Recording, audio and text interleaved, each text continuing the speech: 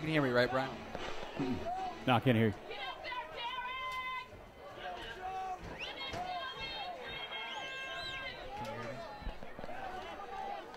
Can you hear me? I won't be able to hear you. Okay. Can you hear me, though?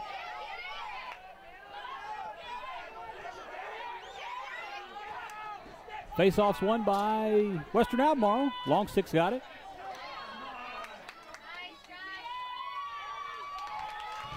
Welcome back here on the Rising Up Sports Network. Albemarle versus Western.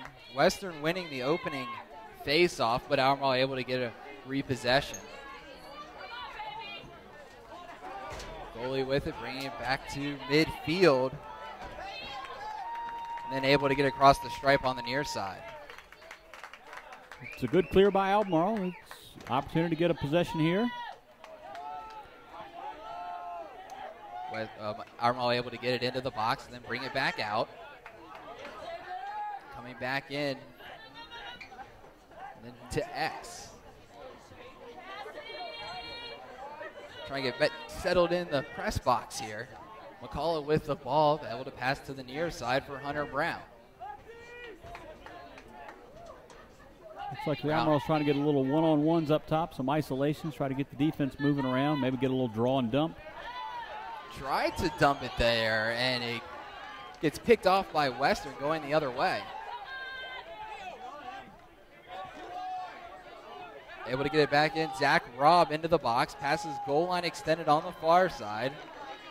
That's a tough pass to make from behind at X. You know, Zach, he's a big kid out there, and you put a 6-foot stick in his hand. You know, he's reaching 10, 12 feet up in the air, and to try to throw a ball up and over him, that's got to have a lot of arc underneath of it, and that's not necessarily the pass Albemarle wanted there, and it created a turnover. Jerpanis running the offense, bringing it back in, goes to the far side in the corner, and that'll be a turnover for Western. Albemarle taking possession again.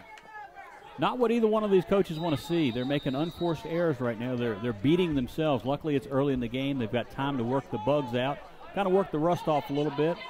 Might be a little excitement going on here, and they've still got time. Long pass from Jake Huber going to going to Calhoun. And then to Brown. Brown even dumps it in. Quick shot and goal for Albemarle.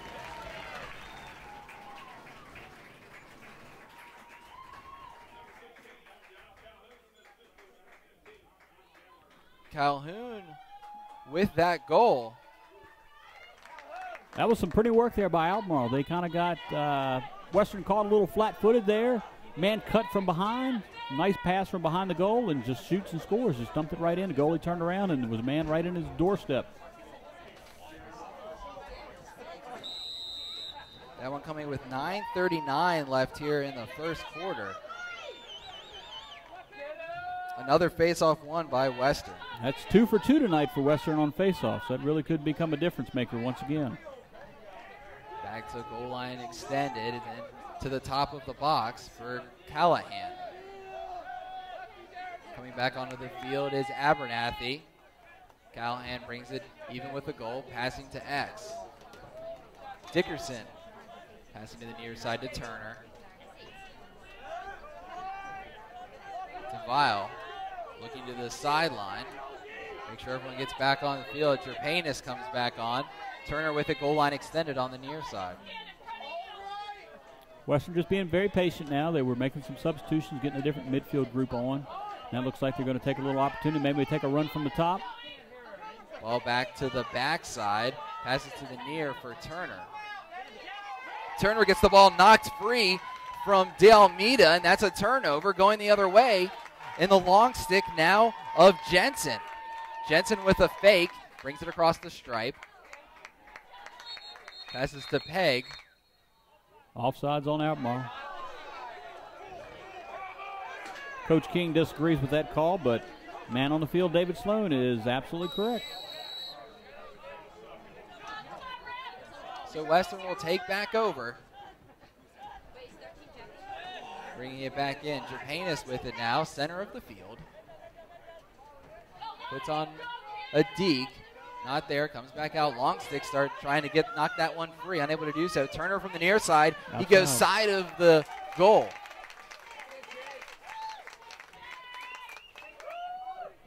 Another clearing opportunity for Albemarle. So far, they've cleared the ball pretty easily. Making big takeaways on defense, getting it back down to their offense. Unfortunately, the offense has not been able to capitalize but the one time so far. So let's see what they can do this possession. Bringing it back down the field is Ramey.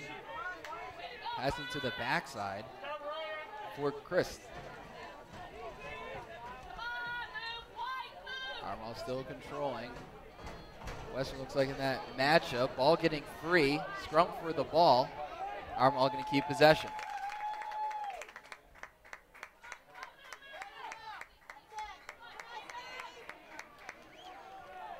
It's a long game. No need for Albemarle to try to force the ball in the middle. Oh, and then coming from the backside, going around the moon, goal for Matt Christ here with 7-11.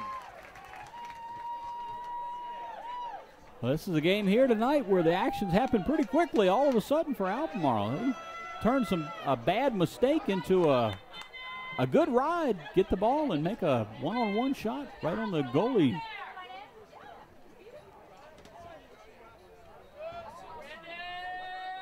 Back to face-off. Western's won 2 face-offs and, of course, have given up 2 goals. A little bit different same, as we saw in the start of the Monticello game. Everyone going for this ball. Gets free, and Albemarle wins the face-off.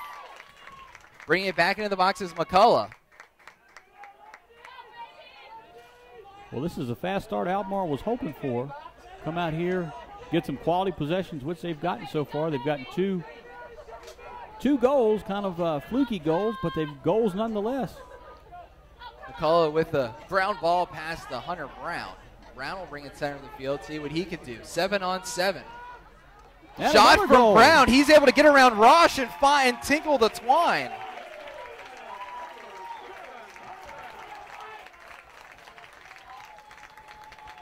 Well, that was a good shot by Brown. He was moving to the left, had the ball in his left hand. And he got his hands free, saw a little bit of an opening down low. Ben, he's a big kid, like I've said before, and you shoot the ball low, especially on his offside, and that will, he's got a lot of distance to cover to get from way up top to way down low, and Brown just really stuck it in a perfect spot to give him a 3-0 lead. It's like Coach Hawes is going to take a timeout with 6:36 to go in the first quarter, just kind of settle his boys down a little bit. We're going to take a short break as well. We'll be right back here on the Rising Up Sports Network.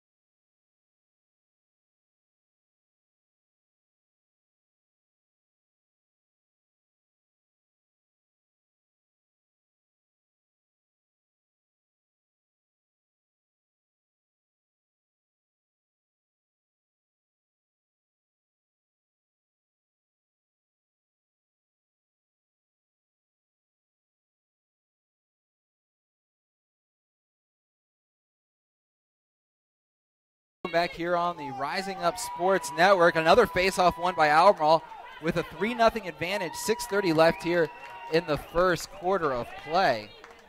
Albemarle's came up with that intensity. Yeah, they have. The Albemarle is really fired up today. They're taking it to Western Albemarle. They've got their foot on the accelerator, and they are taking it to them so far. Ball in the box with McCullough. Bringing it back out for Albemarle. Even in the face-offs, no penalties, no saves yet for either team. It's a good opportunity here for Albemarle just to keep the ball, keep working the ball around. No need to do anything fancy or crazy. They do have a lead. let the defense have a breakdown, and then when they have a breakdown, take a shot. Bernardino with a shot. That one's going to be saved by the pipe meister, Ben Carew. Trying to pass out. Ball gets free. Still getting free, going all the way down. It'll be picked up by Almeida for Albemarle. Cross field pass. Able to keep it in the stick of Jensen. Albemarle needing to advance this one back into the box. Need to step it in. There they go, stepping it in. Nice clear by Albemarle. Josh Calhoun able to get it back in, then goes to Chris. Chris with a long pass. I believe that is Satham. Albemarle's really trying to spread out the defense for Western Albemarle right now. Trying to create some open lanes, some open running lanes, get their hands free, take some good shots. Bernardino able to pass to McCullough. Sorry, rather that's Pegg. Nick Pegg. He tries a bounce shot, deflected by Carew out of bounds. Chris the closest one to it. Albemarle keeping possession. It was a great save. It was a great shot. Kind of got his defender going one way, rolled back really quick the other way, took a hard ground shot, and Ben Carew was able to make the save. Albemarle able to get to McCullough. Thought about ripping a shot, unable to do so. Ball still free. 3-0 Albemarle with the lead. 4:15 left. And a loose push. Ball push. That was a loose ball push, so that'll be a turnover. Western Albemarle's ball.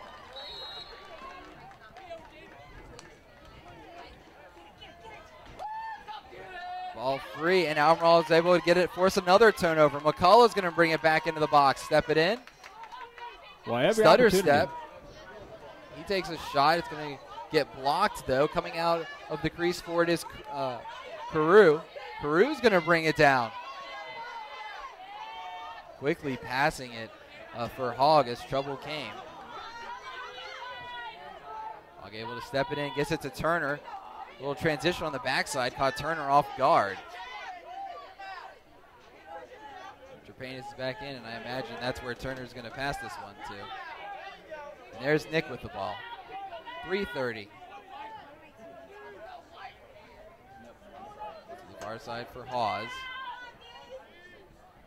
Hawes goes to the back.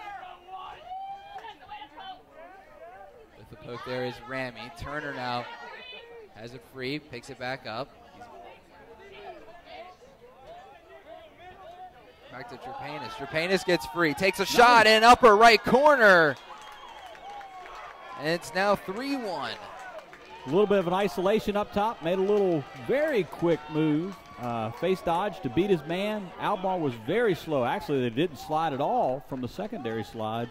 And he was basically had green space right in front of the goalie. One-on-one with the goalie. About 8 yards out, just fired it top left shelf. So that's one way to get it. Rely on the defense to get lazy and make a move. And if they don't slide to you, let her rip. Back to the center circle for another faceoff. Right now we're even on the faceoffs between the two teams, and Albemarle actually faked themselves out. Callahan able to pick it up for Western. That's what Western needs right now. They need those faceoffs. So they get down, they get these faceoffs, they gain offensive possessions. Offensive possessions lead to shots, shots lead to goals. Jake Huber, the pipe meister for Albemarle. Western setting everyone up just as they please. Callahan back with the ball. Callahan getting poked by Ramey. Able to pass to the backside. Turner now with it near.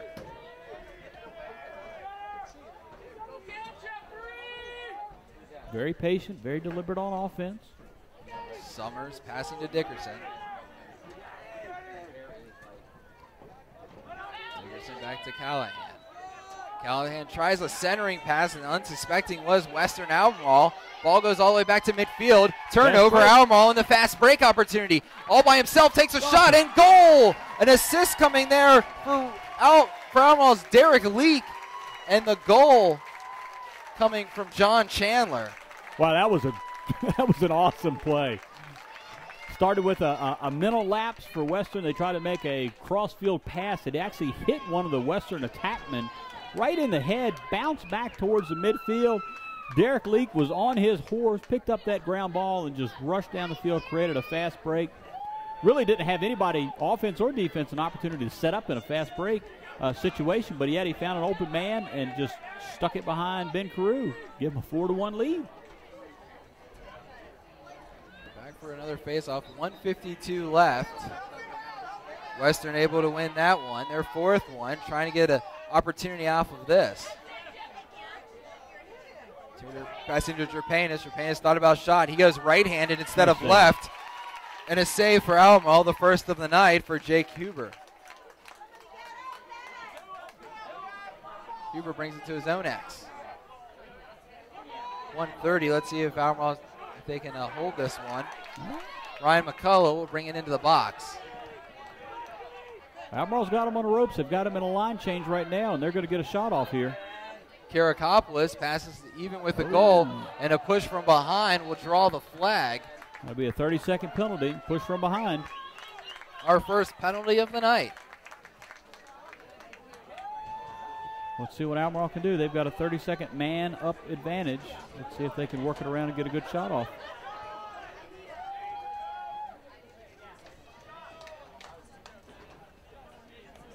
If Western can have a penalty kill like they're able to do against Monticello, that's definitely going to help. Yeah, I think Albemarle, they've still got a lot of gas in the tank. They're making nice, crisp passes. They're playing very well. They're keeping things spread out.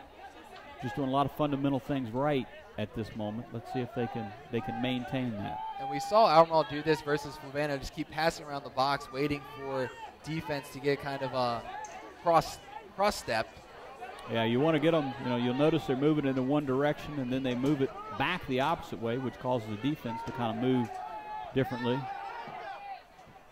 I'm surprised Albemarle didn't even really push it. And of course, as soon as they get even, they get a goal.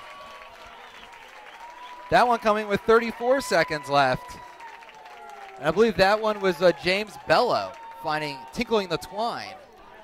A little surprised at the man-up offense that they ran there, just kind of working it around, and once it became all even, it looked like Western kind of got a little bit unsettled as they were trying to go from a zone defense to a man-to-man defense, and somebody got left wide open right in the middle and easily made it a 5-1 game. Set for another face-off. Pushing back and forth, and that's just straight up in the stick of pocket of Kent Henry. Henry able to pass to Abernathy. Abernathy tries to bring it into the box. Ball gets free. Everyone going for it. Turner now with the opportunity. Gets it back in. Trying to get around his man. Able to do so. Goes for a shot, but the long stick out. D'Almeida able to knock it free. Jerpanis now 5 seconds. Tries to pass back top of the box, and that's going to end our first quarter of play. Albemarle with the 5-1 lead. And what did you think of that first quarter of play, Brian? Well, I think for Albemarle is clicking on all cylinders. Western, I'm not sure if it's nerves, if it's the fact that they've had some close games this week, but Western's coming out. They're kind of flat, and they're playing a little sloppy so far, and the score is definitely reflecting that fact. And they still got 3 quarters. They still got plenty of time to come back in this game. As we've seen before, it's been much later in the game, but they've come back, used the face-off to help get them back in the game. So Western is not by any chance out of this game at all. They've just got to get this first quarter behind them. They've got to regroup. They've got to settle down. They've got to get some things going their way, get some momentum going in this hostile environment here at Albemarle High School this evening. One of the things you always talk about, my dad was a basketball coach, and he talks about you can't get anxious as a coach because sometimes the kids then get anxious. Yeah. And looking over at Coach Hawes and the huddle, he's very calm, going through. It's only a 4-goal lead right now or deficit that they're trying to fight back into. They still got 3 quarters to play. There's a lot of time left on the clock. Yeah, there's a tremendous amount of time, and lacrosse is the type of a game where a run of goals is fast and furious, and we've seen that in the Western. Games. Yeah, we've seen that in these games where a 4-goal lead can become a tie game in 60 seconds or less sometimes. It can really happen that fast. Once a team rides that lightning bolt of momentum, they can start ripping them off real easy. The biggest thing is winning those face-offs. Sometimes that's a fast break all to itself. Yeah, it is. Yeah, if you pop that ball out just right, you've got a 4-on-3 fast break, and once the numbers game is in your favor, that really increases your potential for scoring some goals. So Western they need to keep doing what they're doing. They've won most of the face-offs so far tonight. They haven't been able to transition those into goals because of some of the other unforced errors they've had. But if they keep winning face-offs and they start to settle down, they're going to have the opportunity to come back in this game. A hold will give Western the face-off. That's their 5th. They're leading that 5-2, but trailing here 5-1. Ball even. Justin Hawes going to bring it to the backside for the Warriors. Western just needs to be patient. They need to have the ball. They need to cut down on the unforced errors. They need to cut down on the sloppy plays and the mistakes. And they're going to be okay. I've got a feeling that Coach Hawes is going to be able to get these kids settled down. We got the first quarter behind them. Any bugs that they've got in them, they've maybe had a chance to work them out. And gets free in the vial, able to find Western Skylar Dickerson, the senior, able to get that goal and make it 5-2. So it looks like that face-off almond, they're trying to make it 5-2 even with the exact opposite of the face-offs. 11-19 here left in the half. Once again, that's another goal that they've scored because Albemarle has not had their defensive slides. The first man got beat. The first slide came to him. However, when he slid from his man was left wide open, and the second slide was not there. So Albemarle really needs to tighten their defense up with their slides. So if people are getting beat, they're going to have that help behind them. Trying to quickly bring it in for Albemarle. Try to get the shot off, but Henry able to knock it free. Picked up by Western. Albemarle had an opportunity there. Kind of hung his stick, and when you're winning a face-off like that and you're racing down the field, you've really got to be able to pull a quick trigger. You got to keep that stick in tight and not wind up. He started to wind up too far out. The trailing defender who he beat in the face-off with that long stick was able to check it out. Ball going around the box. Turner to Vial. Back to Turner. Turner gets to Dickerson at X. Dickerson has Hawes in the near side. They'll switch positions. Hawes tries to come back around. Cutting in is Abernathy, but he'll stay back with Hawes. Tries a little backdoor cut on that pass from Hawes. Gets picked off. Albemarle able to keep it in possession of it. Passes to their goalie. The goalie with a beautiful jump to get it. He's moving it in transition. Tries to pass to the near sideline, and it goes out of bounds. Well, that was a pretty good play by Jake Huber there. He was the shortest guy in a two-man jump ball, and actually a three-man jump ball. It was himself and two much taller Western players, and that big goalie stick just was a magnet for that ball. Unfortunately, as they're coming up the field, he made a little bit bad pass and turned it over, but this at least allows the situation to settle back down. The defense is able to regroup, mark back up, find their men, and start playing good, solid defense once again. Callahan passes to Hawes. Hawes will come to X.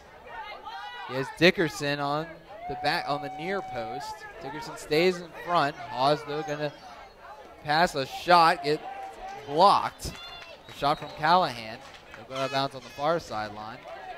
Not a good angle shot there by Western. They probably should have kept possession of it a little bit longer, maybe worked it around, tried to get a little bit better shot. That was a very low angle shot. Goalie had a lot of the goal covered up. Dylan Curry would have passed to Turner.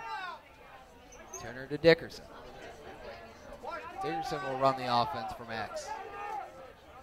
Two men cutting, moving around there is Callahan. Dickerson will go far side, then to Turner, center of the field.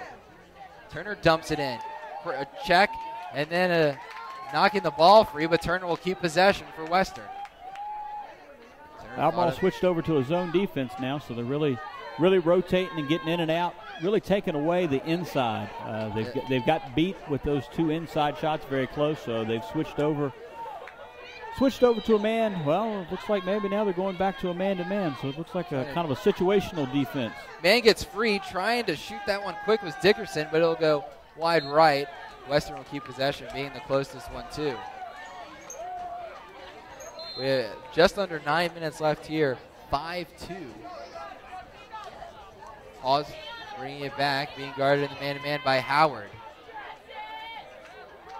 A little wrinkle there. Albemarle threw at him there for a few minutes. They switched to a zone defense, took a lot of the inside out, and now they're back to a man-to-man. Let's see how that works out, or whether they're going to switch back here. Just trying to change things up, trying to dump it in on a cutter. That was Dylan Curry cutting in. Ball got free, but Turner able to keep it in play. He was open. The pass was there. If it had been a little bit more on his stick, it was a little outside. He had to reach for it, bounced off top of the stick. Luckily with this turf field, the ball doesn't roll nearly as fast as you would think, and it kind of died for the sideline, and Western was able to pick it back up and maintain possession. Pause, lets everything settle. In that man is Albemarle. Gets a pick from Callahan. Hawes going to bring it to the near side. Dumping it in, quick shot from Callahan, goes wide right, and that'll be goalie ball. No one at X. Yeah, that's another situation where, as the ball's moving around, the backside attackman, he has to realize what's happening. There's a potential to have a shot taken, and you've got to be in a rotation to get somebody back to X. You cannot afford to have a nice, solid offensive set to take a good shot and then lose it because you don't have anybody back in the goal line. Ball to X with Chris. It's been a while since Albemarle has had an offensive possession. Wow. Coming in from the backside there was John Chandler, and he moves the net one more time to make it 6-2. 7:17 left here for Chandler in his second goal of the night. Goals like that are really deflating for a team. They've worked really hard on offense. They worked really hard to get some good shots. They got a goal to narrow this thing back down here a few minutes ago, and then they come right back down, and they're on defense 10 seconds, and there's a guy just naked on the backside who's just one-on-one with the goalie, and 99 out of 100 times the attacker with the ball is going to win that matchup. They'll go to Western again on a violation. It's funny in all sports, basketball, soccer, anytime you have a team sport with movement, that backside sometimes cut can be open. Yeah, and it's really, a lot of things have to go your way to be that wide open. Western ripping a shot, gets blocked and off to the side, picked up by Albemarle's Ramey. Ramey passing back to Huber. Huber going to the far sideline. Line substitutions for everyone. Trying to get back to midfield. Fast break. Albemarle gets back into the box. Passing gets picked off by Robb. He robbed him. That was too easy. Yeah. Zach Robb, though, trying to pass to Turner. Ball free all the way back to the 10-yard line. Albemarle recovering. I'm sure in the Albemarle Western football game, they wouldn't mind recovering one at the 10. Yeah. Turnover at the 10-yard line in football, that's primo territory you get into. That was a close game as well. Western winning that one, I believe, in overtime. Albemarle seeing if they can return the favor on a Friday night for lacrosse. Hunter Brown passing to the far side, going to come back to McCullough. McCullough bringing it right down the gut, rips a shot, goes wide right. Well, we've kind of got a football score here. We've got a touchdown and a safety on the board, so. Albemarle starting with it at X. Patriots trying to come around. Robb poking the ball carrier. These are two big boys right here going at each other. Bello is a big fella. McCullough able to pass to the far side. Waiting for that young man to turn so we can see his jersey. That's Brown. Back to McCullough. Just working it up top, just trying to create a double team situation. Nice Ball, pick inside. Wow. Guy gets free. That was a shot there for Albemarle's Brendan Reese. Albemarle able to keep possession, though. Western really needs to start tightening up that interior defense. They're letting way too many guys get right on the goalie's doorstep here with these cuts and picks. They really need to take away that force from outside. Albemarle's so spread out on offense that the help side defense, you can really lose your man quite easily. It's not like a help side in basketball where you're dealing with a limited space. Yeah, 50 yards wide. Yeah, this field is 55 yards wide, I think, so it does Chris create a lot of rips space. a shot, bounces out of bounds. McCullough at the X will restart. Albemarle's giving them the green light on offense. They are really giving them a chance. If their hands are free and they see some open space, they know they've got somebody backing the goal up, so either the goalie's going to make a save, they're going to miss and still have possession, or they're going to get a goal. So they're really green lighting this thing, and they're getting a lot of pretty decent shots off. Here's another one. Closest two people to that one was Albemarle. So the Patriots definitely have this one all settled of how they want to operate the offense. The defense is giving it to them. Albemarle's giving their defense a nice little break right now. Being a defender, as much time as you've spent on defense as they have early in this quarter, having your offense come down and make a nice possession or a series of possessions, getting the nice shots off, maintaining control, that gives the defense a chance to regroup, catch their breath, so that way they'll be ready to go and fresher here as the game goes on today. Tries the centering pass, gets tipped by Carew, picked up by, he's going to stay free. Bello able to come back with it, and that'll be a timeout for Albemarle. Acting head coach, typically the assistant coach, Dave King, calling that one, gets everyone settled. Here we just have under 4 minutes left, 6-2 in the second quarter of play. You have to like the way Albemarle's get this offense working. Yeah, they're really clicking right now. They're getting good shots. They're getting good shot opportunities. They're maintaining possession. Even when the ball is off cage on a shot, they've got one, sometimes two guys back of the goal up, so there's no doubt in the mind who's going to maintain possession. So Albemarle is really doing a lot of things right. The scoreboard's reflecting it. They're maintaining the pace of the game. When they need to pick things up and push the ball down the field, they're able to do that. But typically, in a game like this with Albemarle, they can keep their foot on the accelerator and keep the pressure on, or they can kind of lay back and just work it around and wait for the defense to make a mistake, which they've done a little bit of both of that this evening so far. They're going to add some time to the clock, I think. On that last shot that went out of bounds, the clock continued to run, so the official wanted to add about 13 seconds, make it 4:12 left here in the first half. Already about 8 minutes into this quarter. 6-2, Albemarle with this lead, and I believe they're telling both coaches, hey, we got the hometown clock going. Yeah. Well, those 12 seconds, as we know in sports, anytime you put time back on the clock, can always favor. It's a face-off one, and you can go down and take a shot. I mean, in an ideal situation, you could probably score 2 goals in 12 seconds if things work out just right for you. You'd have to win a clean one. You'd have to win it very clean, have it pop up right to you, and create a face-off. But stranger things have happened in this sport. Tries a centering pass. It gets free, but Albemarle still able to keep possession. Tries the shot. Bello closest one to it at X. That shot coming from John Chandler. He's already got 2 tonight. All the breaks are going towards Albemarle right now. There's a ball passed in a pack of people, and somehow it ended up in an Albemarle stick. Peg with a shot. He gets saved by Carew. It's his second save of the night.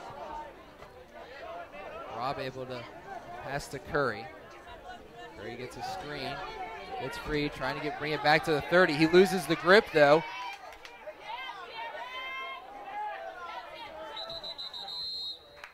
And timeout. Coach Hawes didn't like the way that one was going. Yeah, that was going downhill pretty quick. He realized it. He realized that they had possession. They were able to maintain possession long enough for him to get a quick timeout in, recover the troops, bring them in, get the defense together, get the offense together, give them some instructions here to maybe try to tighten this game up a little bit closer than a 4-goal deficit in the last 3 minutes and 21 seconds of the half.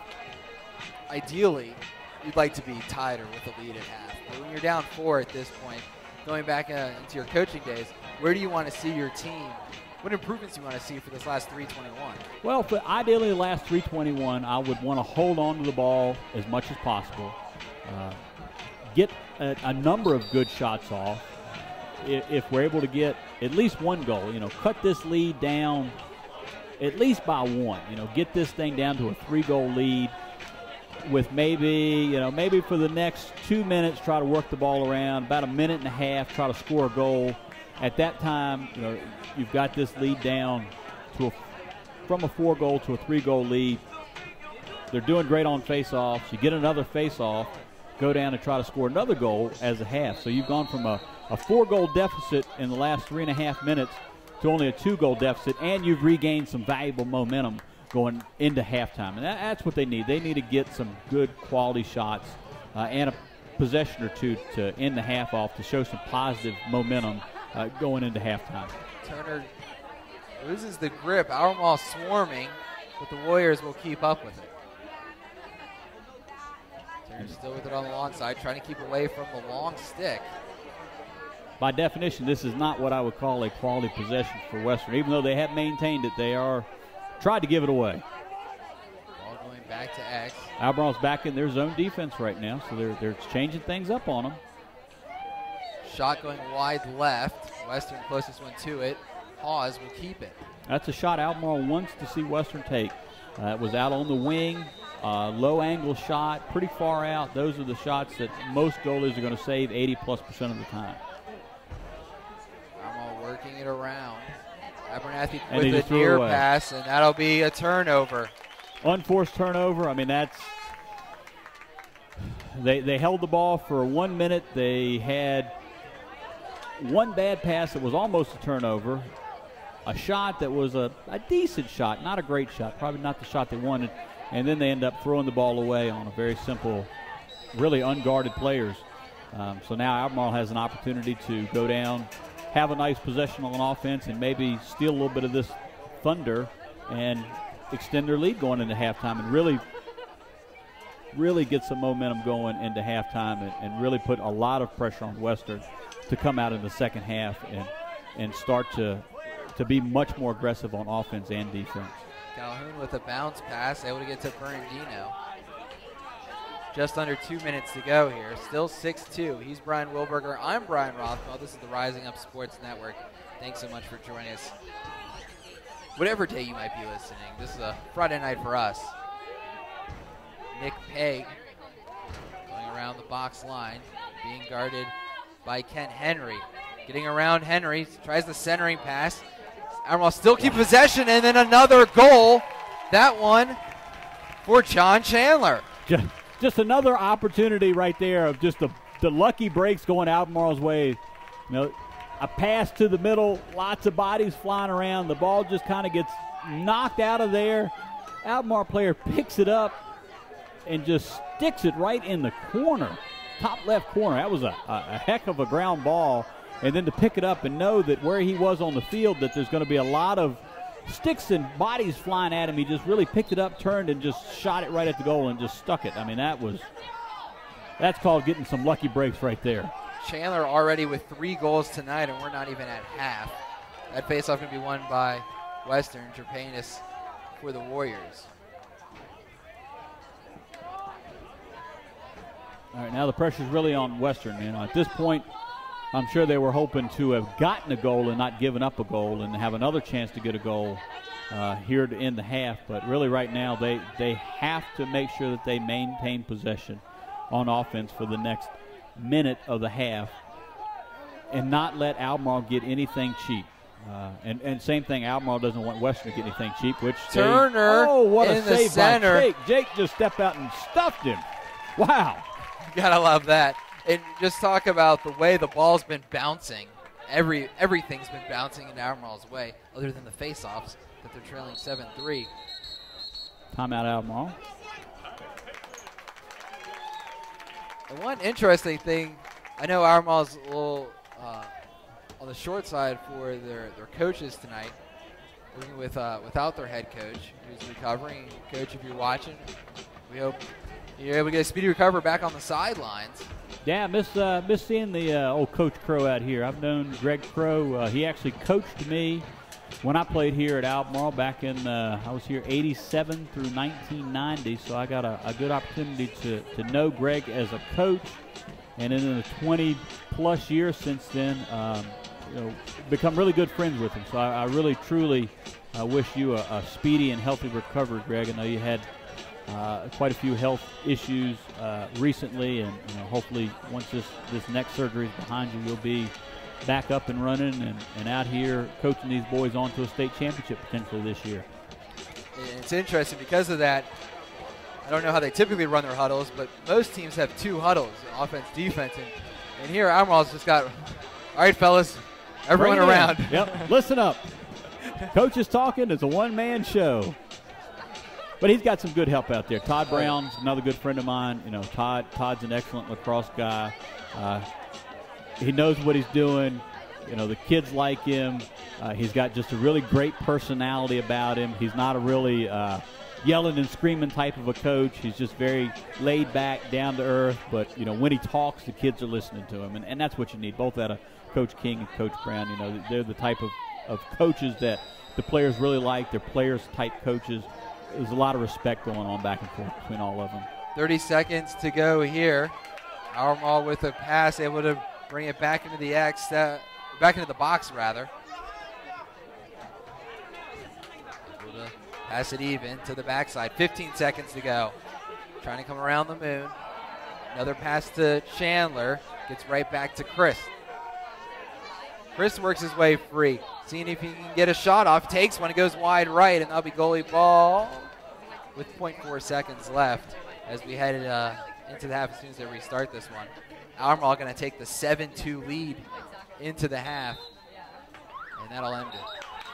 What did you think of that first half of play? Well, I think for Albemarle, they did everything right. They had all the balls bouncing their way. I mean, it was really a great offensive tempo. They had 2 breakdowns on defense, which led to the 2 goals. But other than that, I think Albemarle did most of the things that they did that they needed to do to have this lead. Honestly, with the amount of face-offs that they've lost, Albemarle's left opportunities out there today. Albemarle could easily be up by 2 or 3 more goals if the face-offs had gone their way a little bit more.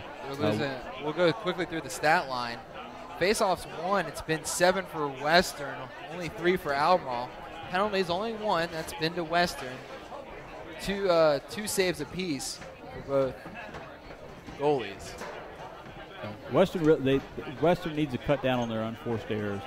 They need to calm down. They need to settle down. That's been the biggest difference. It has. When you've got the ball on offense and you're just basically playing catch in your backyard with a teammate who's 8 yards away and you throw it 3 yards away from him and it goes out of bounds and you turn it over, I mean, those are, at this level, you can't be making those mistakes. You're talking about some of the best lacrosse in Central Virginia and all of the state of Virginia being played here with these 2 teams today. And these unforced errors, that's uncharacteristic for Western Albemarle. And for this level of lacrosse, that is very, very strange to see, so many unforced errors from one team. And Albemarle's done everything to be able to capitalize off of it.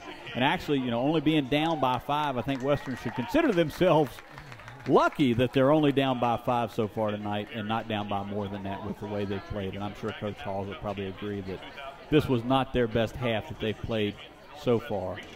But it can be a game of 2 halves. We saw that last week with Western playing Monticello. That was a game of 2.5 quarters for one and quarter and a half for the other.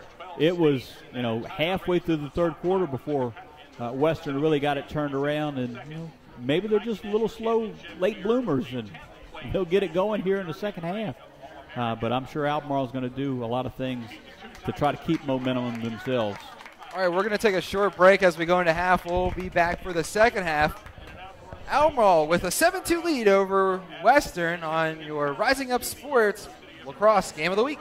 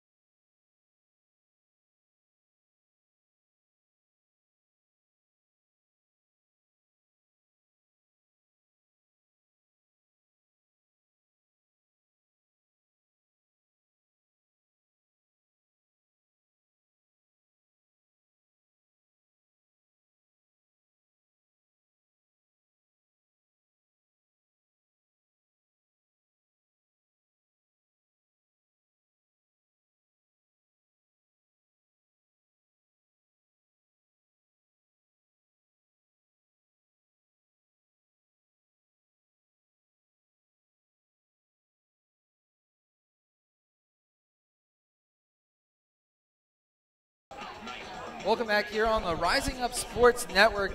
Boys Lacrosse Game of the Week. Western versus Albemarle coming out of the half. Right now with a 7-2 lead. The Patriots leading. And we'll reset this one for you. Calhoun with the goal for Albemarle started things off at 9:39 mark in the first quarter. And then Christ with a quick goal right thereafter, about 2 minutes later, making it 2-0. Hunter Brown able to tinkle the twine. 6:36 in the halfway through, rather. The first quarter made it 3-0. And Albemarle able to return the favor. Nick Drapanis with a goal with 3 minutes left. Then Albemarle stretched it back out. Chandler with his first goal of the night. Just under 2 minutes to go, made it 4-1. And then Bello finding the back of the net, making it 5-1 as we changed quarters. Western able to get another goal, their second goal. Dickerson about 40 seconds into the quarter made it 5-2. But then Chandler for Albemarle with the last 2 goals, making it 7-2. I'm Brian Rothmel alongside our resident coach, referee, player, league director. Everything. You've done it all. Just about. Brian Wilberger, so thanks so much for joining me. Brian, great to have another lacrosse game right here on the Rising Up Sports Network. We've had a few. We have, and it's, Central Virginia is a lacrosse hotbed, and it's a wonderful thing that we're able to do to bring this sport, first with doing audio and now with the video capabilities that we have. We're getting bigger and better every week, wanting to bring this to the masses, for the teams to be able to watch, for the parents, the players, the families that maybe can't be here tonight that are able to watch this going forward. And this is the internet, this is video, this stuff is going to live forever. So what you're doing out here, these kids 20-30 years from now, when they're coaching and they're up here in the booth calling the action, these games are going to be for their children and their grandchildren to see, where when I'm playing, whatever video recording devices they were put on back then that my parents used, are who knows where they're at now and where they're gone to. But, this is just great. This is going to be around for a long time. And, we may even have a sports center moment in one of these games that we're doing. And, then it's going to live nationally. I was reading today in the Washington Post, there was an article about a young man who played defense for, I believe it was Gonzaga High School in Washington, D.C., who made an 80-yard goal last year this time. And, they're still talking about it a year later, and he's done all kinds of media. So, anything can happen. The opening face-off going to be won by Western again. That gives them number 8. Let's restart here. Western's going right to left on your screen. Warriors wearing the blue helmets, blue jerseys, white shorts. Albemarle in the white helmets, white jerseys, white shorts. Quick shot blocked by Huber. And that'll give him his 3rd save. Long pass back to midfield. Able to get picked up by Albemarle. Warriors bring it back in the box for Joe Howard. Howard on the line switch, able to pass to Nolke. Nolke brings it to the far side, passes to X. Got an official's timeout. Looks like Jake Huber's got a little equipment malfunction. Going to pull him off the field while he gets that taken care of, and Albemarle's going to put their backup goalie in right now. Number 18. Was it Christian Marcus? Actually, it looks like Jake came out and switched out a pair of gloves, or maybe a goalie stick. Yeah, he looks like he broke his goalie stick. They're kind of investigating that on the sideline. Oh, on that save. That could have, because that ball went straight to the netting. Yeah, that's, goalies, they work a lot with their stick, and, they can save with just about any stick. However, when it comes to making outlet passes and making good passes, that having a different stick could really change the release point that the goalie's. Oh, we got a goal. Western able to get it. Chris to Nolke, and Nolke rips it from about 20 yards out. Well, when you get a 6-goal lead like this, takes a lot of pressure off of the goalie with his new stick down here for Albemarle. So Jake he's feeling pretty good right now. Nolke able to move the net for Western again. Or sorry, for the Patriots rather, for Albemarle. Making it 8-2, just under 11 minutes to go here in the 3rd quarter. And so far, whatever Coach King said, seemed to work out well at halftime. Well, Western's doing a little something different. They've had the long stick, Kent Henry, out here facing off most of the game. He's now on the sideline, so they've got a short stick doing the face-off. So I'm not sure if you got something working well for you, why you really change it up, because they have still won a majority of the face-offs tonight. Maybe he's won too many. They want to see if losing one or two. Well, and that's exactly what they do. They lost the draw, and Albemarle's pushing it down the field. Tries to get a shot off. He gets hit by behind. Knocking that one free was Phelps. That was the second time that Joe Anderson had another face-off won, and as he comes off the field, he's kind of shaking his head. He knows that he should have two more goals on the board tonight. But once again, he kind of kept it too far from him. Yeah, he got to stick out too far, which allowed the guy that was trailing to get a nice check-in on him to get the ball away from him. So he's got to, those face-off, those FOGO guys, as we call them, face-off, get-off guys, when you've got an opportunity to score a goal, Curry, you need to make the most of it. Curry trying to get a pass through traffic. Western able to keep possession. Going through some more traffic, though, and ball gets free on Burke Summers. Having a whistle.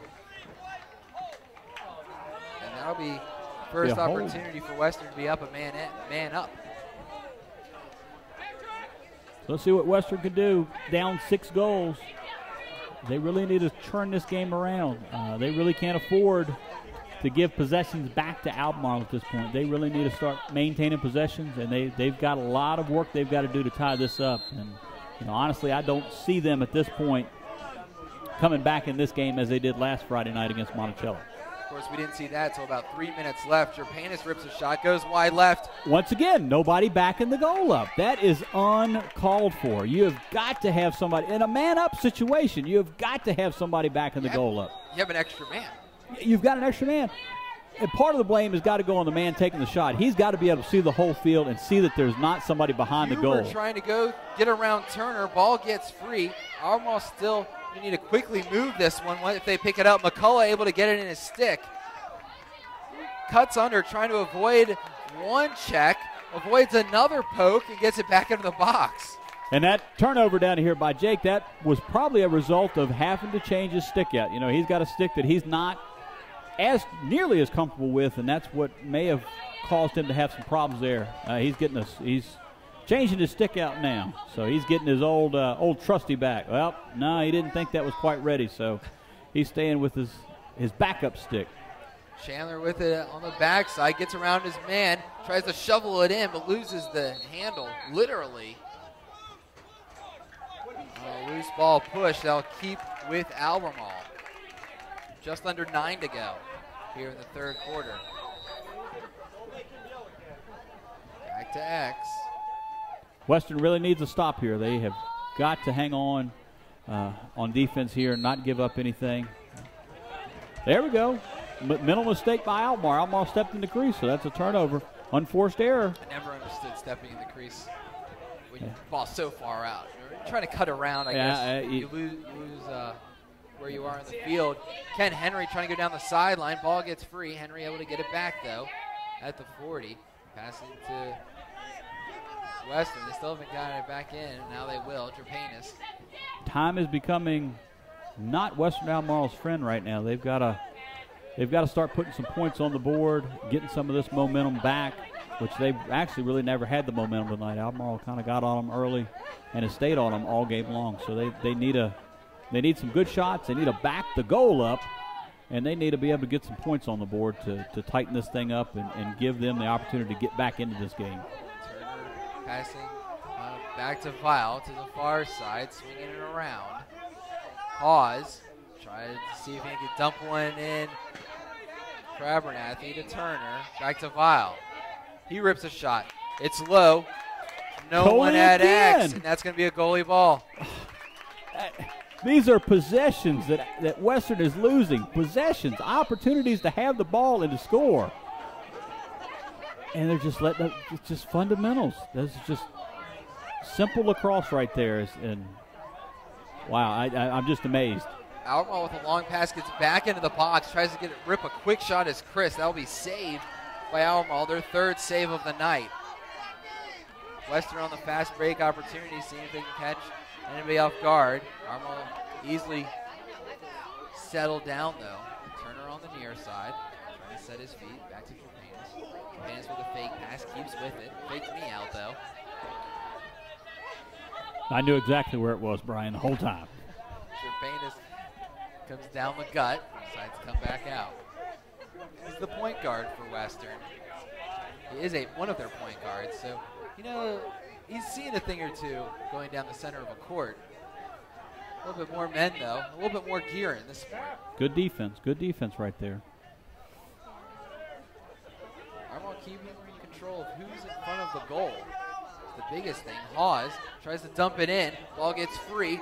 Hawes going to be the closest one to it. Huber comes out of the pipes, though, trying to quickly get it to Jerpanis. It gets tipped. Jerpanis keeps possession, though. Passes the vial to Turner. Albemarle's really packed it in, taking those inside shots away and forcing Western to take long outside shots, which Jake Huber is all over, and 3 times so far that Western hasn't had anybody backing the goal up, and Jake's been able to get possession off of him. Turner tries to dump it in for a quick shot from Dickerson. It'll go out of bounds. Got a penalty. I think we got a slash on Albemarle. 1 minute penalty, no less. So this will be at 6:15 mark. 8-2. Albemarle with the advantage. This is an opportunity right now for Western. They've got to get quality shots. They've got to make the most out of this opportunity as a man-up opportunity. They need to get a goal. They got to tighten this thing down. 6 goals with a little more than 6 minutes to go in the third quarter. Turner now at X, kind of rotating everyone around. Jerpanis passing to File. Ball gets free, but keeps it with File. Abernathy now able to get it to Turner. Jerpanis tried going the crescent moon, not there. File goes back to Jerpanis, and the pass goes wide right. Jerpanis tried to make it look like it was a shot. That was a good check. You know, he went to pass the ball. The Albemarle defender was able to get his hands on stick on his hands as he went to throw it. You know, he kind of lifted up, and that changed the course of that pass and altered it just enough so that it went out of bounds. Change of possession. So that was a great man-down defense for Albemarle High School. Open field check, turnover by Albemarle. Western going to bring it back in. Trying to line change as well. Hawes, center of the field. Rips a shot. Again, and nobody backing the goal up. It's still man-up opportunity. Penalty's about to be released, and they're all even. Albemarle back with it on offense for the first time in a long time. Yeah, and Albemarle, you know, they just work the ball around, hang on to it. You know, Western's going to start to get desperate. They're going to start pressing out, which they're doing right now. They're giving a much heavier defensive pressure further out, which is going to cause more space for Albemarle to work in behind them and get some good looks and some good shots off. As well as Albemarle's been passing it, too. Going further out, they can just keep moving around the box. Yeah. Dumps it to the far side, and shot, and that's going to move the net. Of course, that's a player I don't have on our roster. Is that number 6? Not sure who number 14 is. Number 14. But that's going to make it 9-2, a beautiful move. I can tell you the assist, though, was from Josh Calhoun.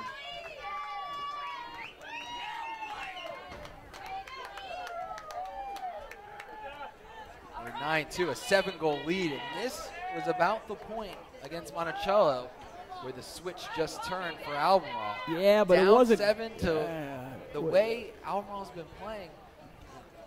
The boys in blue are going to have a tough time turning that switch on tonight. Yeah, they really are. And I mean, you know, Western turned the switch on against Monticello. It was 5-1, I believe, so it was a 4-goal deficit the other night. You know, here we're looking.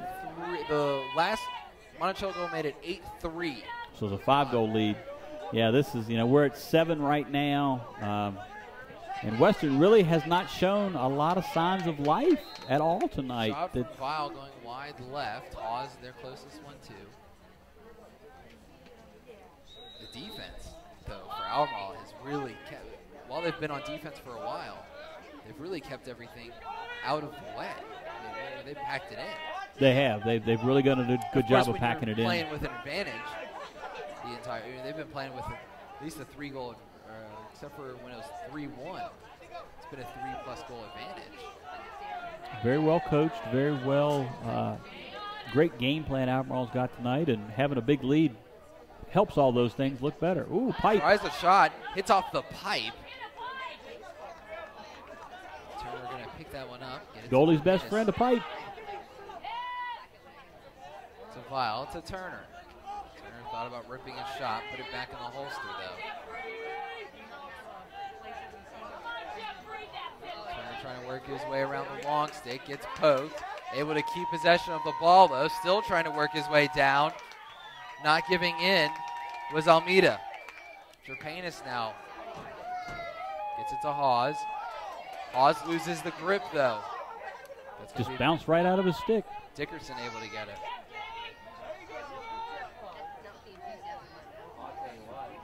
Dickerson to Hawes. Hawes works along the goal line. Tries to go around the moon. Still not with the shot. Keeps getting checked there by Hedger. Great defense. He couldn't go anywhere. Nice double team. Now will try his luck. Gets past his man, but literally loses his stick. Talk about losing the handle. Ball free, scrum for it. Everyone going in. Western will keep it. Tries a centering pass quickly to catch Albemarle off guard. Ball free. Ground ball opportunity. It'll be picked up by Joe Anderson. Will he keep this one close to him? He's going to draw a penalty on Vile.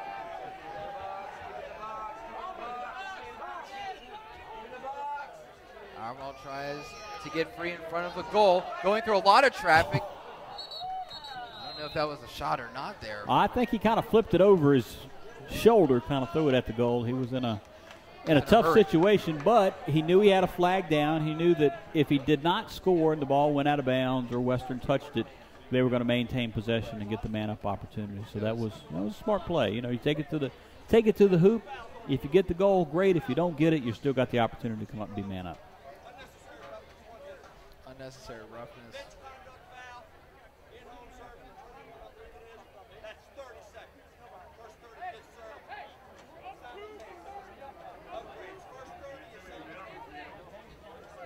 Now, can you go through? Well, I'm not sure exactly what the misconduct for 30 seconds. I'm not exactly sure what Mr. Sloan was calling. I know he was calling a 30-second penalty. And then he also called a 1-minute unnecessary roughness. Unsportsmanlike, non-releasable.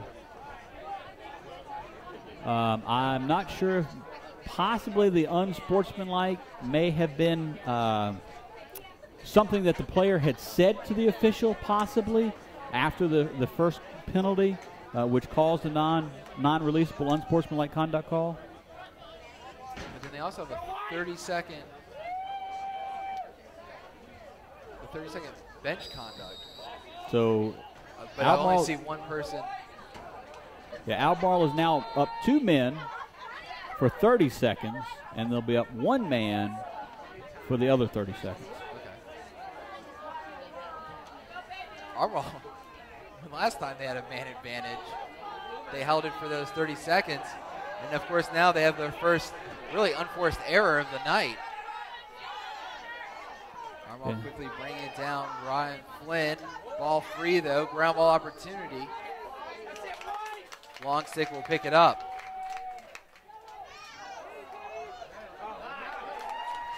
Albemarle will bring it back across the stripe and into the box. In the stick of McCullough. McCullough rips a shot, and he finds the net. Well, that'll release the first penalty, but the second half of that unsportsmanlike, they're still going to be man down here for the man down faceoff. 10-2. 1:16 left here in the third quarter. McCullough with that goal.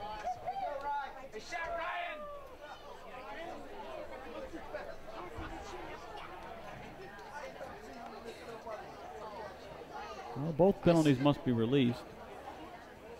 Maybe that other one wasn't. Was it not released? No. Yeah, Wiles still here. He was the one serving it. But well, we've got. Everyone back everybody's back in. So the total minute must have been up for the penalty. So that's why they're both released. I knew at least the 30 seconds had to be up. With minute 16, Ken Henry's going to win the faceoff. That's their 10th. Going down, rips a shot. Bouncer going to go over the goal. Turner, closest one to it for the Warriors. Start with it on the backside.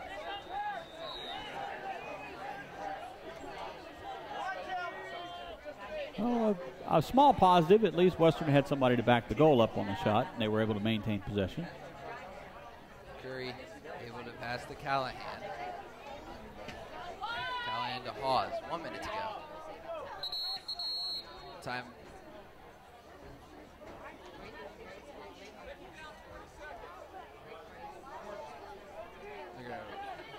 Clock issue. Oh, yeah. We've only had 10 seconds run off on this.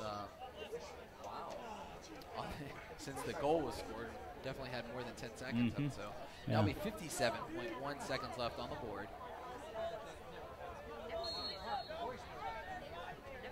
Ball on the stick of Callahan.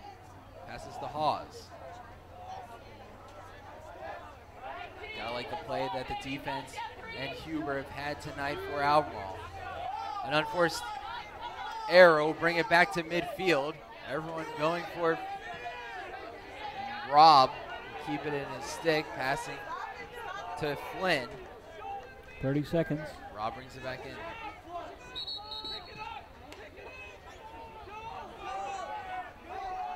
You're saying the ball didn't. Failure to advance. I didn't exactly see the call, but whatever the call was, it has created a turnover. And now Albemarle can hold it if they like for the rest of this quarter because they started with 26 seconds. Well, I mean, if you've got the opportunity to get a nice clear in here and you get the ball down on offense, why not take an opportunity to take another shot? Chris will work his way around the moon, takes a shot wide right. Goalie ball, 8.3 seconds. I mean, nothing to lose. You're up by 8 goals. You know, time's running down. If you get a good look or a good opportunity, which he had right there to drive, why not do it? You know, you get another goal. Long pass. Picked up by Schuyler to Jerpanis, and that'll end our third quarter. Albemarle with a 10-2 lead. And the body language is starting to show between the two teams. Yeah, I mean, Albemarle has had a very impressive game today. They've brought their A game. They played really good. Western, on the other hand, you know, this is not Western Albemarle lacrosse that we're seeing here tonight. This really is not. I'm not sure what's going on with the kids tonight, whether they've had a long week, lots of tough games. I know last Friday night was a very exhausting game, both mentally and physically for them. And then to come back again this week with another tough matchup. I'm guessing they had Tuesday off. Charlottesville was playing Monticello. Savannah played Albemarle. There's no one else in the district. Not necessarily, you know, they could have still had a game. You know, they could have played EC Glass. They could have played, you know, there's a lot of other teams that they could have played this week. But, yeah, they've been very flat all game. The energy level's not typically there for what you would normally see for a Western Albemarle team with the tempo, the speed of the game. It's really uncharacteristic, and they have not brought their A game tonight. Quickly, before we start this fourth quarter, what do you want to see Albemarle do in order so they can ice this game at 10-2? Well, I think what Albemarle needs to do is first they need to win this face-off. They need to get it down. They need to have a good, solid 2, 3, 4-minute offensive possession. Make sure they're backing the goal up. Get some decent shots off. But you know, the main thing is they've got a big lead. The more that the ball is in their stick on the offensive side of the field, the more that clock is going to run, and the closer that's going to get them to victory. So they just need to maintain possession on offense. Going for this one, Henry will win it again, the 11th for the Warriors. Ball gets knocked free, though, from behind.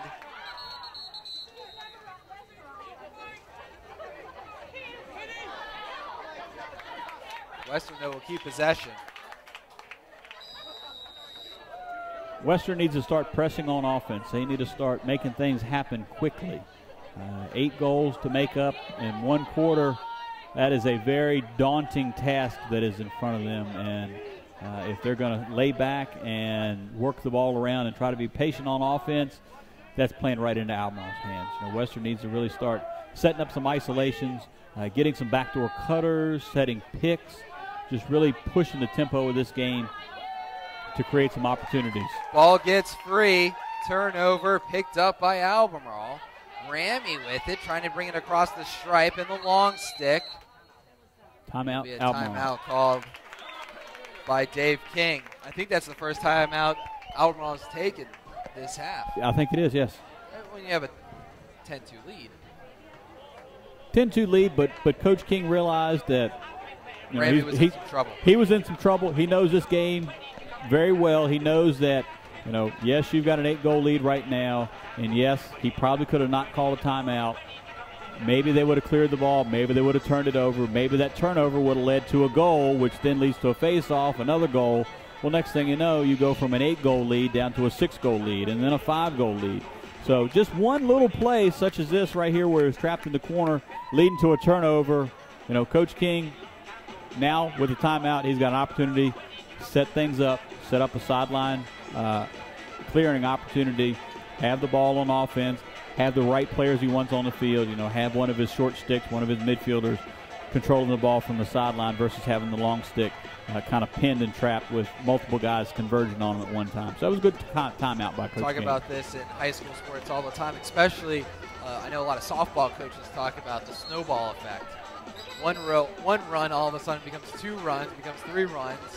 Basketball, 1-3 leads to a layup, leads to a jump shot. Well, we saw it with the NBA playoffs with the Clippers last weekend. They were down by 26 points or something late in the game, and a 3 here, a 3 there, a turnover here, a turnover there, and next thing you know, they're back in the game, and then they get back in the game, they win. McCullough going to bring it back into the box, able to pass it to Chandler. Chandler with a trifecta tonight.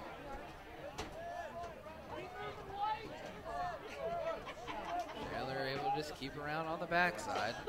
Western's definitely pressuring out much further than they had before. They know that they've got to get the ball back. And just by playing an inside-out defense, letting Albemarle work the ball around the perimeter is not going to help them at all. They're really pressing 5 yards outside the box now, just trying to create a turnover. For Albemarle, by being able to maintain the possession of the ball, letting them, nice behind the back. Go behind the back. Goalie's out. X, Chris with it, centers it. Going to the far side, Chandler thought about the goal he thought he was going to score before he took that pass. Yep, took his eyes off the ball just a split second before the ball got there. He was sizing up the goalie, and can't really score if you don't catch the ball cleanly. And rolled out of bounds to Western. 10 minutes or so. Already used 2 minutes of this quarter. Peru. So with a pass, able to get it to Turner. Turner bringing it back in. Serpanus with it center of the field. Passes to Hawes, goal line extended. Cutting down on that angle. Forcing it to Weil. Takes a shot off of the helmet, bouncing straight up in the air. Turner going to come with it. Takes another shot. The bouncer will go out of bounds. Western will get it. Albemarle's keeping it packed in really tight. They're daring Western to take those long outside shots, and Varsity one go off a helmet. So. Yeah, there's a lot of bodies and sticks in there in that middle. Another unforced error right there by Western. That's hurting them. That's time right now that they're fighting for the ball, that they should have had the ball on offense. That they've given it up, man. And Albemarle in the fast break. Bello trying to pass to Chandler. We got a penalty on Albemarle. Chandler going to pick up that flag. May have a high hit. Unnecessary roughness.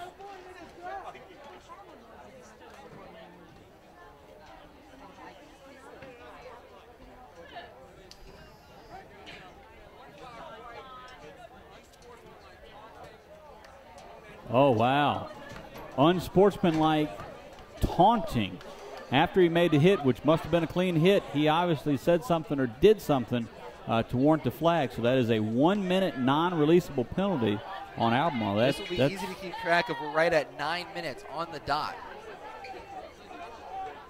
Western will start with it back for Dickerson. That just shows you the rivalry here that both Albemarle and Western have, that, you know, you get a big lead and, you know, maybe you start getting a little full of yourself and, you know, you say something or do something after you make a great play, and that's why the officials are on the field to kind of keep the game and the players in check. And another trying to turnover. pass back to the top of the box. It gets free. Albemarle able to get it in the long stick. Leak will bring it in. And Albemarle's going to have the opportunity to kill out the last 25 seconds of this penalty. That is not what Western needed at all. 30-second possession, and they didn't even get a shot. Yeah, didn't even get a shot. Unforced error again. You know, we haven't been tracking unforced errors, but Western Albemarle has had. They're leading that category. They're leading that category by far this evening, and that is not what they need to get back in this game is unforced error, especially in a man-up situation. Everyone back even.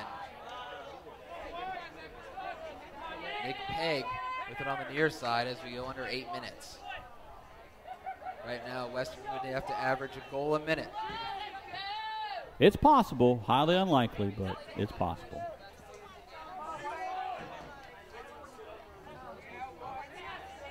Nick Pegg again. Able to poke and prod to see if they have anything. They're in no rush. No rush at all. I mean, this game is theirs. Western has to be the aggressor. Western has to create turnovers to create opportunities to come down and score some goals. And, you know, if they're going to play off of Albemarle, Albemarle is going to run a clock out. You know, they're going to keep stalling until the referees call a stall on them and make them keep it in the box. Chris with it on the backside, tries to center it. He gets free. Kept for McCullough. Keep it in. There's a stall call from the officials. So Albemarle has to keep it within the box right now. If it goes outside the box, there will be a turnover. Brown tries to go through traffic, picked off by Vile. Vile able to bring it across the stripe and back into the box. Now we have 6:30. So that was not a bad possession, almost 2 minutes. Yeah, and that's what Albemarle needs. They just need to kill time off this clock. Go in the old basketball four corners kind of mentality. Just spread things out, just pass it around, and just watch the clock go. Turner, making sure they have everyone they like onto the field.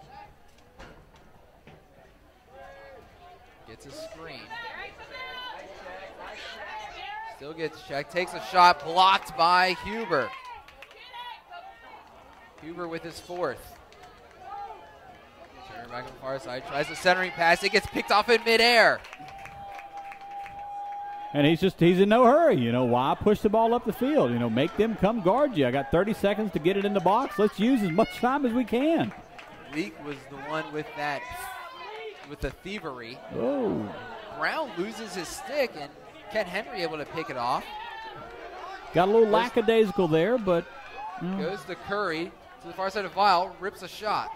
Doesn't get through. Another block there for Almedia.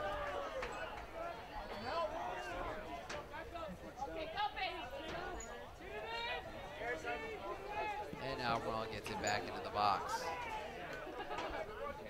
You have to like the way the defense is playing. I know I've said that before, but man, Albemarle's defense is really, they might have not had possession for long.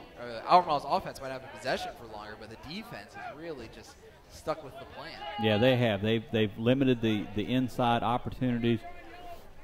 They've kept outside shots as the only opportunity for Western tonight, and you know, the shots that have made it through the defense to Jake Huber, he's been all over. It looks like it's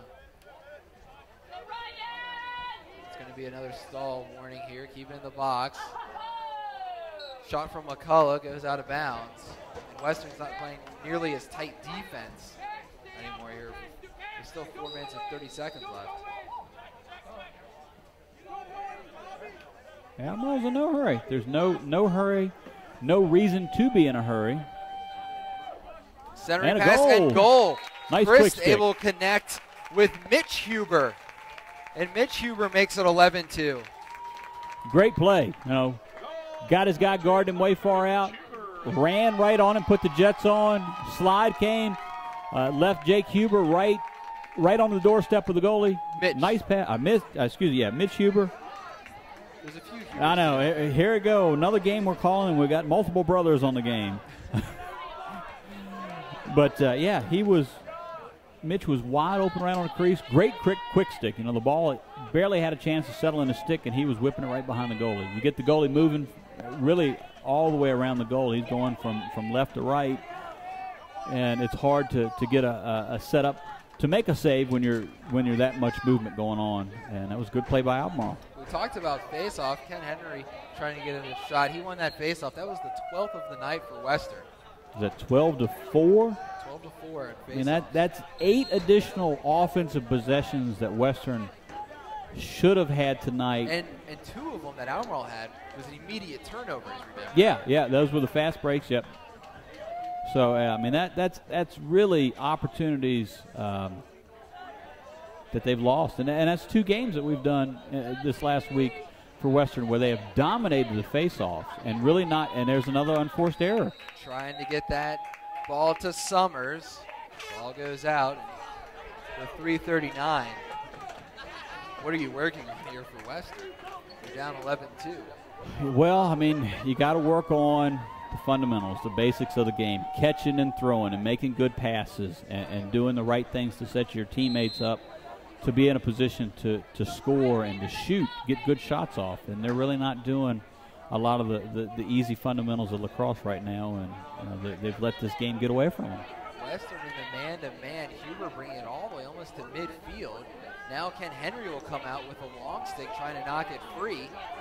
And Jake doesn't have any arm pads on, and that's not a lot of fun out there as a goalie that far out. Huber not in the goal, and Western's going to shovel it in. I believe that's Nick Vile for, nope, that's Urkel, Calvin Urkel. Western's making a goalie change right now. That's probably a smart thing. Albemarle's making a goalie change right now. Number 18. Chris Marquez. Huber ends his night with 4 saves. Yeah, I guess it scared Coach King a little bit seeing your starting goalie get trapped that far out of the goal and then having a long stick beaten on his arms pretty heavily. This is not the time of year as you're getting close to the end of the season to have your goalie getting dinged up right before the districts and the regional and the state playoffs start. John Anderson won that face-off. He gets free and makes a goal. And there's a late hit after the goal, so man-up opportunity for Albemarle. I'll bring it 2:53. Anderson, maybe he's got into his helmet our broadcast. Maybe. And he was like, all right, I'll keep it close to me, bring it down, bring it around. And he shoots and scores, yeah. That's his first one he's had of the night, but he's had a couple of other great opportunities off of a couple of face-offs to get a couple other goals. So they're going to pick the flag off.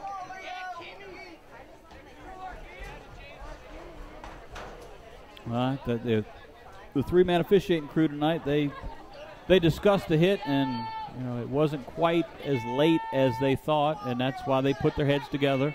3 heads are better than 1 to review what happened, and they picked up the flag and waved the penalty off. Back for another face-off. Albemarle's going to win this one. Goes through a lot of traffic. That's Bello on the face-off. Albemarle's gone deep into the bench right now, so it's get some guys some work that normally don't get as much work, especially in a rivalry game like this. Letting as many kids play, that's a great thing. Multiple flags down. Bello going to bring it back down. He's getting hit a few times by Flynn. Now he's going to be guarded by Roche.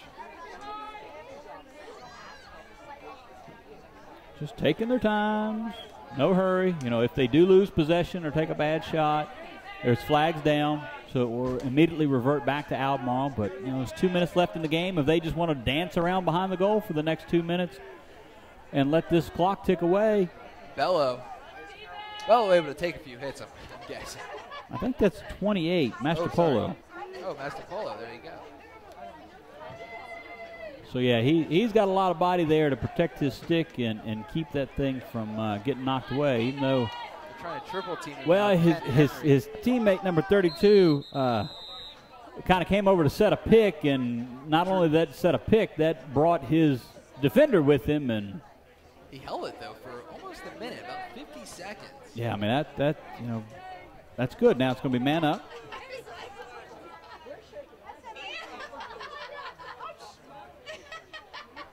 So Albemarle's going to be, there's a slash for 1 minute and a technical foul for 30 seconds. 32 men now. So Albemarle will be 2 men up unless the penalty was on the same player. Then they'll be 1 man up. Not so much. Okay, well, it's a little yeah, here we go. Okay, so Albemarle's going to be 2 men up for 30 seconds, and then there'll be 1 man up for an additional 30 seconds. So 1:36 left, 12-3. Thanks so much for joining us here on the Rising Up Sports Network. He's Brian Wilberger. I'm Brian Rothwell. This is our Boys Lacrosse Game of the Week, and a lot of fun bringing this game to you. McCullough's going to have it on the backside. I imagine Albemarle's going to try to hold this one out. Yeah, Western may pull the goalie here to help out. Yeah, it looks like Ben Cruz trying to dance a little bit further away from the goal to kind of help out, even things up a little bit. Another penalty down. As it was, Western was only going to be all even for 30 seconds. Western. And first penalty is released, so now we're under a minute to go. McCullough going to have it on the backside. What have you thought of this game as we wrap up? Well, for Albemarle, and they're able to get a goal. That goal coming, Brendan Reese. As an unsportsmanlike conduct penalty on number 2, Ben Carew. After the goal? After the goal, yeah. I'm really surprised at how one-sided this game has been. You know, I know these two teams played earlier in the season, but Western Albemarle was playing without 8 players. I was thinking that today, with those players back, it was going to be a 14-6 game. Yeah, I really thought this was going to be a much closer, much more competitive game than it's turned out. You know, 10 goals. Western only scoring 3 goals. That'll be unsportsmanlike non-releasable on the goalie. And I do not see a backup goalie on the sideline for Western Albemarle. Western is going to have to take a timeout and switch equipment over to another player. What happens if they didn't have a timeout? They would, then the officials would take a timeout. You know, you've got to have a goalie in the proper protective equipment out there. You can't just put any kid in there or have somebody kind of step in the way to take up a shot not protected. So 48.9 seconds and 13-3. 1 penalty is unreleasable.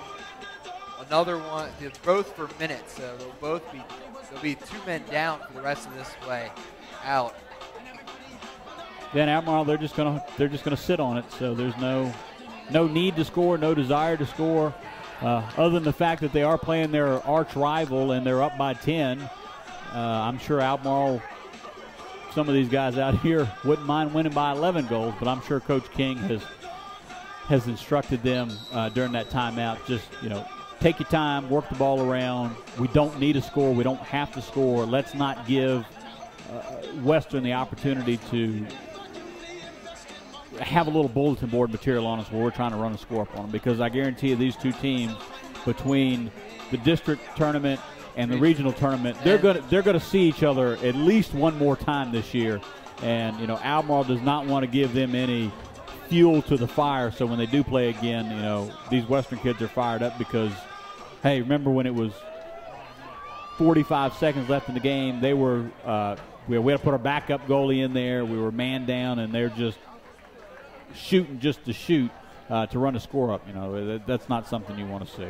Vile is now in the pipe. They're between the pipes for Western. And actually, Western is 3 men down. No, just 2. No, just 2. Just 2. Trying to get a substitution in. 35 seconds left. I'm able to run it around. Mitch Huber. Just taking their time, letting the clock go by, walk out of here with the victory. I don't want to see anybody get hurt in the last seconds of the game. With a free. They're going to take a shot. John Anderson. Sorry, that's Lorkeem Jackson will score. That's with 11 seconds left. 14-3, that'll make it 11. 1 penalty can release.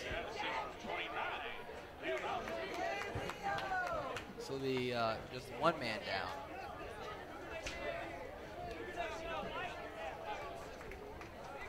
Thanks so much for joining us here on the Rising Up Sports Network. Make sure you find us on Facebook, Twitter, and on Google+. We post videos, the various games that we do, the interviews that we have, our pregame, all of them right there on Rising Up Sports. And you can keep up with us on the social media side as well. Hope you enjoyed this one. Albemarle with a 14-3 lead as time ticks, and that'll end the game. Albemarle Patriots come out victorious here tonight against Western. And Brian, what are your final thoughts as we head into the weekend? Well, the season's not over yet. We still got playoffs coming up.